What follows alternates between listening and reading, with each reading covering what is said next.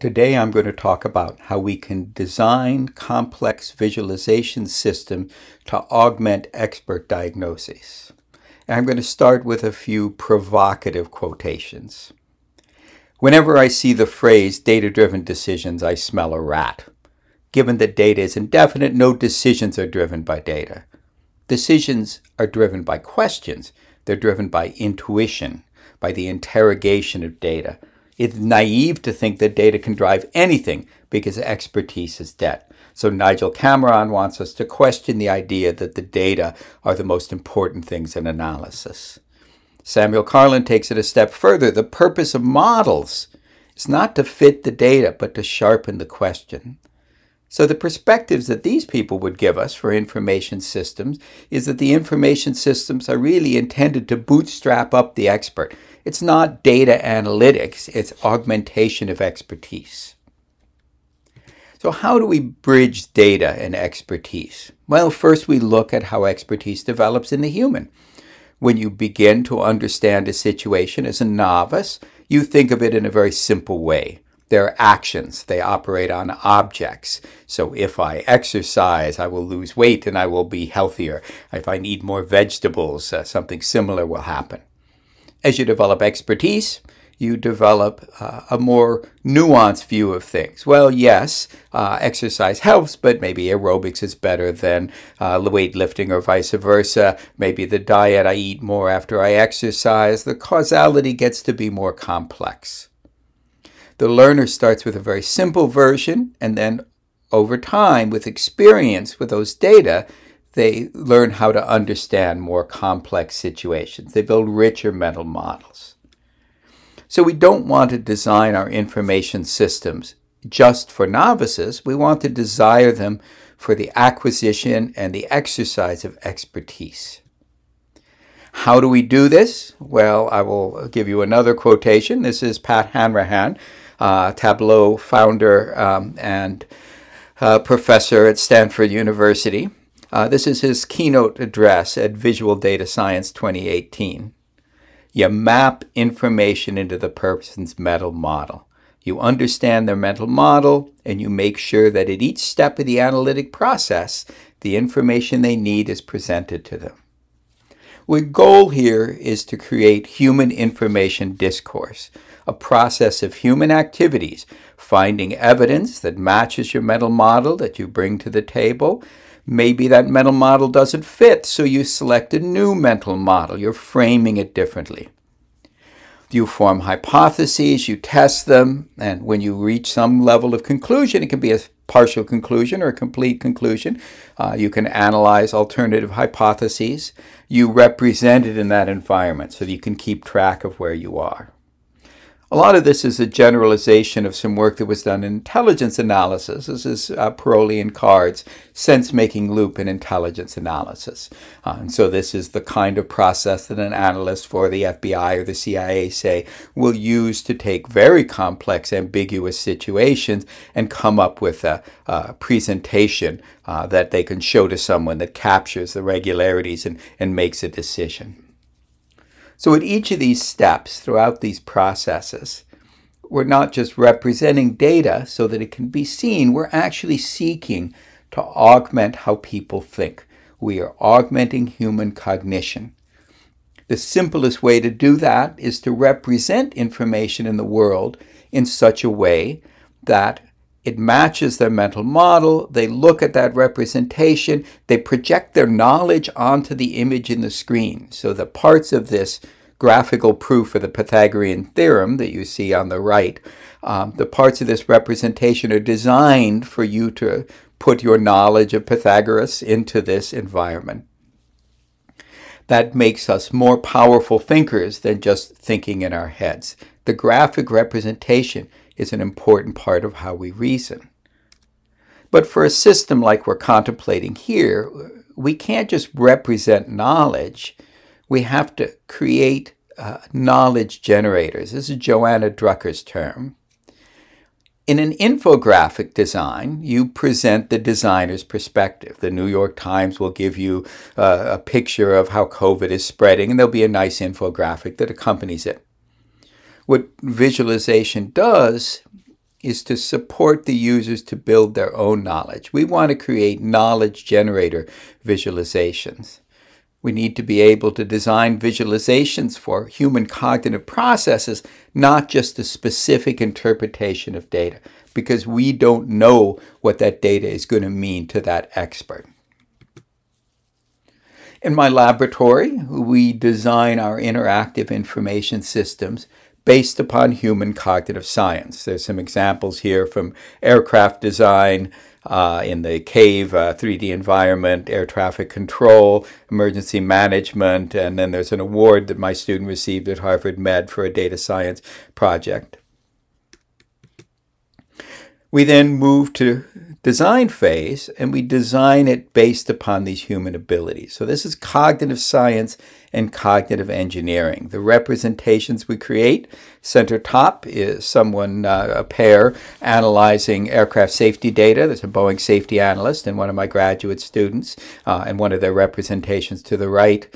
On the bottom, we see a group of people making decisions about injuries to children, how they could be prevented and can be treated, and so on, and one of their representations. And then lower right is an emergency management display that we created with one of my students.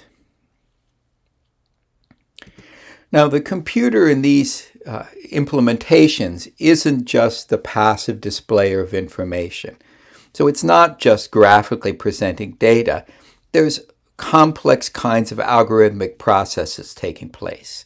Here is a model that Bill Rybarski and I did for a conference in which you see the computer as an information processing entity at a cloud on your left. It has data, it creates visualizations, it has machine learning and data mining. It has some models in it that we're calling prior knowledge. So it's an agent in itself. It does different things in different situations. It responds to commands in an interesting way. On the right, with all the arrows, is the human. This is our sense-making loop. So we've integrated the human sense-making loop with, if you will, a computer data providing you loop that allows these two to mesh. And so the human and the computer together form a symbiosis. And that symbiosis allows us to get higher levels of cognitive processing than either the human or potentially the computer can do unaided. Well, that brings us to the present day and the Cubisme challenge. Now, this is the challenge my lab faces in working with Cubisme. We want to build interactive digital diagnostics. So we have high levels of expertise. These are diagnosticians, they're physicians, they are perceptually skilled. They know how to look at these medical images in ways that you and I do not, and that are not entirely well understood. They have to be able to interact with that data in such a way that their analytic processes are supported and not impeded by the interaction. They have to be able to bring their frames, reframe. Maybe it's this condition, maybe it's a different condition, and through discourse with the data, they make their decisions. They're successful. And in each and every stage, we want displays that are perceptually effective. On the other side is the non-human agency. That's the left side, the data providing loop, if you will. There is some level of analysis. It may be simple, it may be complex, but we need to bridge these two. And it needs to be a two-way bridge. Information flows both ways over that bridge. The human can inform the non-human agent, and the non-human agent, of course, informs the human. So this is taking HCI several steps further than your typical interface. We aren't just making it possible for people to interact with our system. We're making it possible for their intelligence to be augmented by that system. They should be able to manage the data easily. The data is absorbed, it's brought in, they understand it in a fluent way. We want high efficiency. We don't want them to have to wait. We want fewer errors. We want better predictions. We want those diagnostic predictions to be supported by data. You should be able to go through and audit their process and look at why they made the decisions and how they made the decisions. And we want this to happen in a sense of flow, like systemized flow. We want them to be able to sit down with this system and just process and get their work done. Well, it is it's a big challenge, but we've addressed these challenges before. And I'm going to give you a couple of examples of older studies that we've done to just give you an idea of what success might look like. Now, this is, I think, a bigger challenge than these older versions, but it gives you an idea of how these challenges can be met. So here are two examples of ways in which we've used science in design. The first is looking at human cognitive architecture. Cognitive architecture is the aspects of how we process information that do not change. You have 3 cone pigments, 3 primary colors. That's not going to change in your life. So that's an example of cognitive architecture. You also have attentional limitations, and that may change a little bit, but it's not going to change much. You can't pay attention to everything in the world, and so we need to understand visuospatial attention. The example of our application of those principles is some work we did funded by HRL on next-gen air traffic control. The second example I'll give looks at how we can design visualization to support human expertise and diversity. So we move from perceptual to cognitive analytics, and this was some work we did funded by Boeing on aircraft safety analysis. Here's a perception study. We were brought into this by HRL, which had partnered with NASA Ames and a group at MIT to build a prototype for the next generation air traffic control. Air traffic control is a very difficult task. The tolerance for error is 0, and the number of planes that are in the air is increasing. And so how do we keep the controllers able to keep that error rate of 0 in this increasingly complex air traffic control environment? What MIT and HRL and NASA did is to create what we call a fish tank virtual environment. And that is a 3-dimensional representation that is contained within a rectangular solid. You think of it as a fish tank, but in this fish tank, instead of fish, there are planes. Like a fish tank, you can move it, you can look at it from different perspectives, and so you're able to see all the fish, the airplanes, their paths, and if there's going to be a conflict, and so on. Well, this would give them a lot more visual information than the current plan view, radar display type air traffic control displays that we use every day, but it's something that adds new demands to human cognitive architecture. So one of the questions we have to ask is, will this move to fish tank VR space affect the ability of an air traffic controller to keep track of a given aircraft? And so I have multiple aircrafts moving through this space. I need to keep track of a number of them because controllers have multiple aircraft. And the danger is, of course, when aircraft interact, then there's a chance of a collision. So I need to be keeping track of multiple aircraft on different flight paths and how they might interact. It's a challenging cognitive task that fundamentally depends on what's displayed in my representation. Well, we know something about how that works. We have a set of attentional tokens, not just the single unitary, field of attention that we use in our vernacular. So people will say, I am paying attention to this thing and I'm ignoring everything else. In fact, we have the ability to pay attention to multiple objects to see how they interact. You can think of Gestalt perception as a static example of this. So in our complex visual world, our attentional system will select multiple objects that are important to us for some reason, and then we will keep track of those objects, whether they're static or whether they're moving. So what I'm going to do in the next slide is I'm going to present you with a set of objects that are all identical, and I'm going to have them I'm going to signal a small set of them with circles that will let you know that they are the ones that are yours. If you're a controller, these are the planes that you are responsible for. I mean, this is a lab study, so it doesn't look like air traffic control, really. And then I'm going to ask you to track them as they move.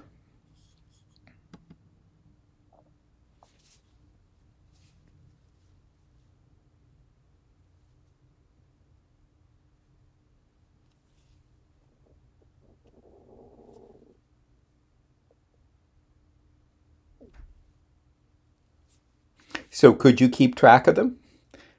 When I first heard of this phenomenon, I didn't think I could. I thought it was impossible. But after a few trials, I realized something that was counterintuitive.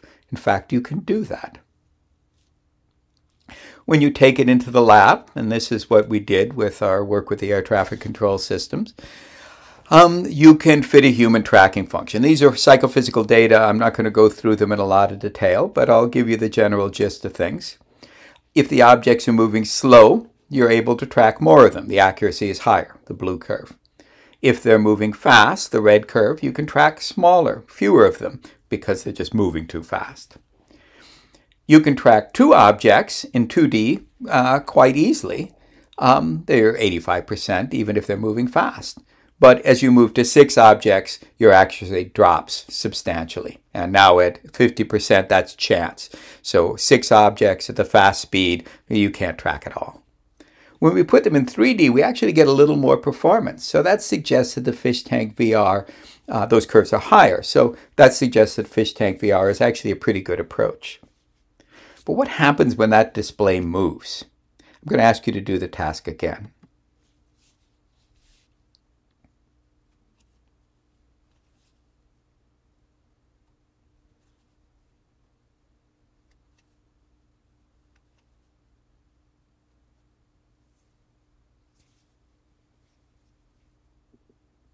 So can you do this? Well, here's another case where the intuition misleads. My belief was that that would be impossible. But that's why we do experiments. You go into the lab and you see that the scene speed, which is in this graph, it's the difference between the blue, green, and red curves, are exactly the same as the scene speed has no effect on performance. And so the curves are exactly the same place. We recover the effect that it's easier to track fewer objects than more objects. We recover the effect that as objects get to be fast, then they're harder to track. But the scene speed doesn't seem to factor into this. And that's quite surprising. What a perceptual psychologist would think is it's the speed on the retina, which is a combination of the scene speed and the object speed. In fact, the scene speed doesn't affect performance. The motion of targets relative to each other does affect performance, but only if the motion preserves the good metric characteristics of space. It's more studies. And so it's interesting because now we're looking at the ability to predict performance not from the human, the speed on the retina, but from a cognitive system that is the human and the display. And so we're looking at how cognition is distributed between a human and an active data display in real time. Well, that's one study that looks at perceptual cognition, and I don't expect people to get the entire study based on a brief presentation. I have much longer presentations. But now I want to look at a higher level of human cognition and look at how people reason in doing a very complex and difficult diagnostic task. This was work we did with Boeing, funded by Boeing, on aircraft safety analysis. The complexity of the factors that determine whether a flight is safe or not is really quite amazing. There's weather, there's events like bird strikes, which we looked at. There is the pilot action, there's all sorts of different kinds of, and there's the condition of the aircraft itself, the mechanical fault. In doing this complex analysis, we paired a Boeing safety engineer, highly expert, with one of my graduate students who was highly expert at something not related to aircraft, but highly expert at using graphic displays to understand complex data and querying those displays. So the student is called a visual analytics expert, whereas the subject matter expert is the Boeing safety analysis. Through their work together, and this was work in about a 6-month period, there were changes to the design of 5 aircraft in the pilot training manual. So this was an impactful study as far as Boeing was concerned. Here's an example of some of the data sets that they deal with, just to give you a picture of the complexity of the situation. These aren't individual data, these are whole data sets. I wish I had time to go into the study in more detail, but I'll just cut to the chase.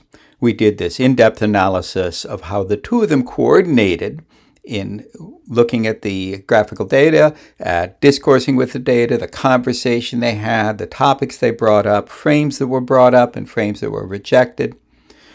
Through this process, we understood Boeing safety analysis at the level that we could influence design decisions on 4 aircraft here, and there was a 5th later, and the pilot training manual.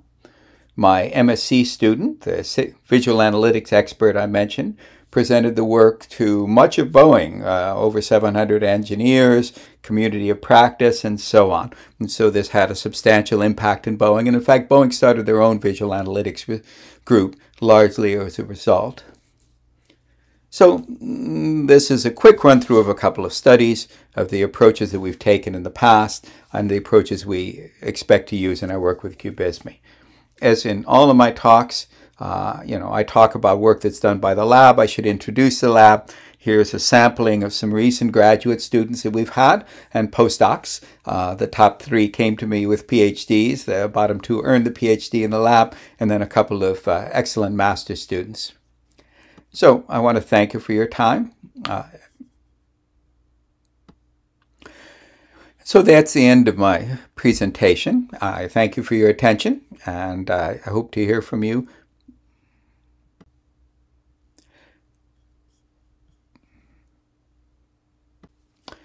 So that's the end of my presentation for today, and I thank you for your attention.